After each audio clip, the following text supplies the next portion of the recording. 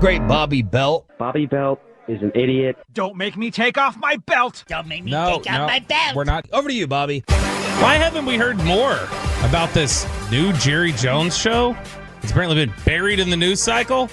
Let's reference it here in Below the Belt, which is sponsored by D&M Leasing. You can check them out at dmautoleasing.com. I assume this is because there's not like a whole lot of fleshed out details yet. There's one screen grab from the show, but Adult Swim, which has had a number of various satire cartoons and different things like that over the years, recently announced a new cartoon series they have coming up called Keeping Up with the Joneses. Oh, baby. It follows a family trying to fit in with their wealthy Dallas neighbors, which includes their next door neighbor, Jerry Jones. Wow. The cable network has ordered a series, which is 10 episodes, half-hour show. It'll chronicle the Newberry family of Dallas as they try to keep up with all their neighbors, including Jones. The animated version of Jones will be a character in the series. He will not lend his voice for it. They made sure to add that this will be an actor doing this. But that's all the details that they have at the moment right now. But I'm kind of surprised. I like the play on words there that they're using, like to keep up the Joneses. Yeah, it's smart. It's a nice play on words here. But like we've seen him do the acting in Landman.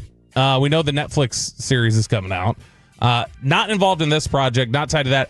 Do they have to get permission? I don't think so. Sounds like a lawsuit waiting to happen. I don't know if you have to do that kind of, because I mean South Park has had Jerry on there before, like not Jerry obviously voicing it, but they've had like a version of him on there.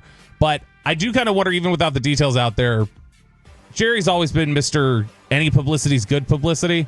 I wonder if this would be a line of not that. I don't necessarily need an Adult Swim cartoon every week, basically mocking whatever my home life would be. Is Adult Swim over the line or like South Park? No. So did you ever watch Aqua Teen Hunger Force? No. Or anything like that? Okay, so like I mean I'm not a virgin. It's a little bit more. Kidding. It's a little bit more T-Man. It's a little bit more bizarre and kind of out there. It's not nearly as sharp and biting as like Rick and Morty. Cartoon Network is, or some of those other things that we've gotten before. Yeah, Comedy like Central. Disney X. My wife, she wants to let Ollie watch Jurassic Park the movie, but if I put Disney X on, she's like, no, that's inappropriate.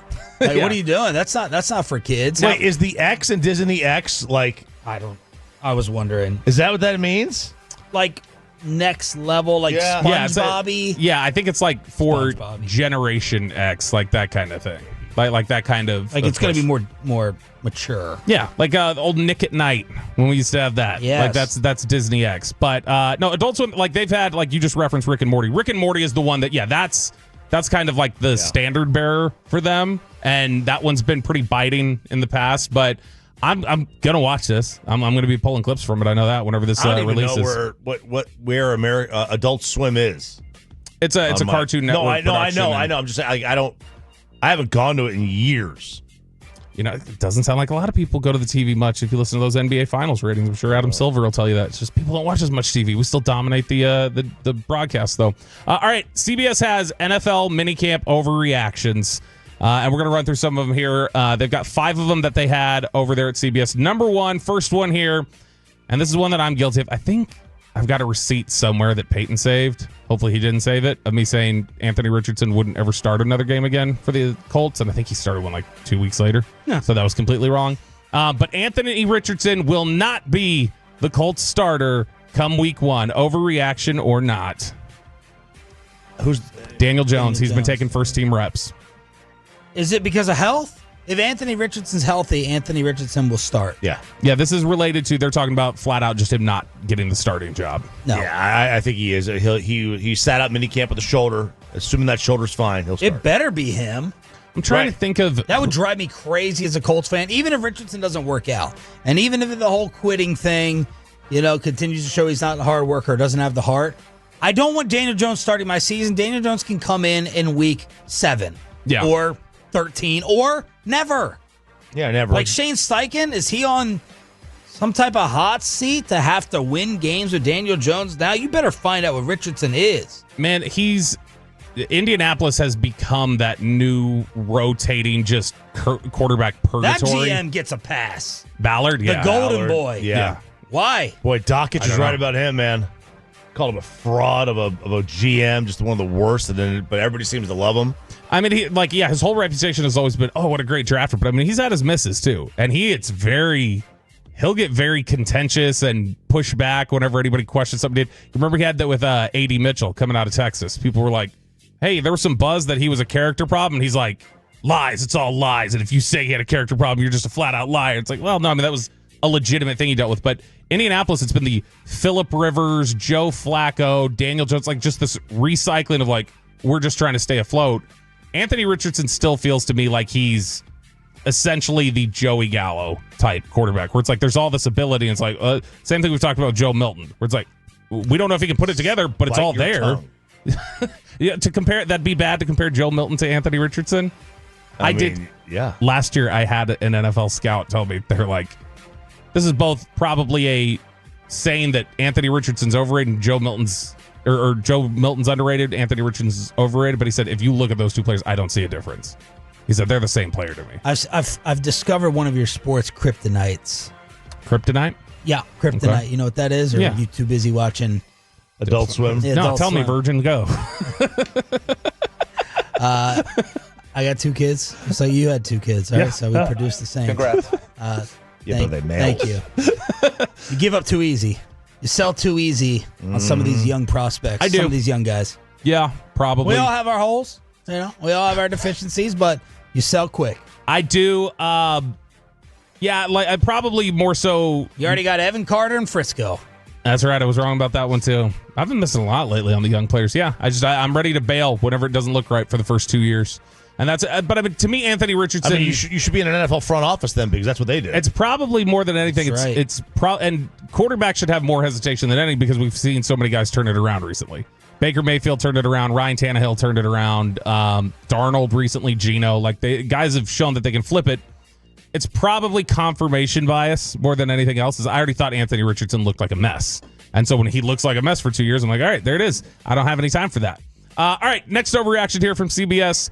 Kirk Cousins will be a backup quarterback in 2025. Ooh. That's not an overreaction. Where could he go to start now? Pittsburgh's off the table. He has said. Like will never start a game. Like won't start for Atlanta won't this start. year. He will be a backup. Like that's his whole. Look, the injury risk is going to be there for Penix, but so I think it was Albert Breer that said that he is at peace and he's only going to accept a trade to a certain team. So if the Giants come calling or the Jets, he probably wouldn't go because they don't have a chance to win. But if Jared Goff goes down in the preseason and they came calling, he might do that. I mean, yeah, like because they're ready to win. Or like I can't remember who's their backup right now. If Herbert goes down, he might. Yeah. I can't remember who the backup is right now. If Purdy went down, like Shanahan beat I can put Kirk Cousins in my offense Right. like I've wanted. Like I think that's what's going to happen. I think they're sitting around waiting to go. Who needs a quarterback? Who needs a hired gun? And we'll trade him there. Besides New Orleans, and I'm skimming through the teams right now quickly. Besides New Orleans, Mac Jones is the backup in San Fran. I cannot find a place to welcome him immediately in as a starter.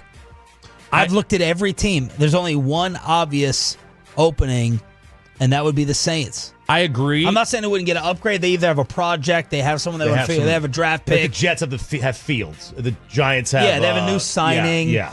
So it's only the Saints, and they're not a win now team. I agree. I'm banking on the war of attrition thing and some quarterbacks getting hurt early. Yeah. And when a quarterback gets hurt early, a team's going to go, Cousins will start a game this year. let's go. Yeah. And I think like, I don't know if he's not going to start off. I don't think he starts off the season as a starter. Like you're saying, depends on injury maybe. yeah. And I'm just assuming somebody will get it. Or like, I don't know. Does Indianapolis go, this is a mess. Let's go get another retread quarterback. Anthony Richardson's not working and Daniel Jones is really bad. This isn't working out. So I would guess that'll be what we get. Next one.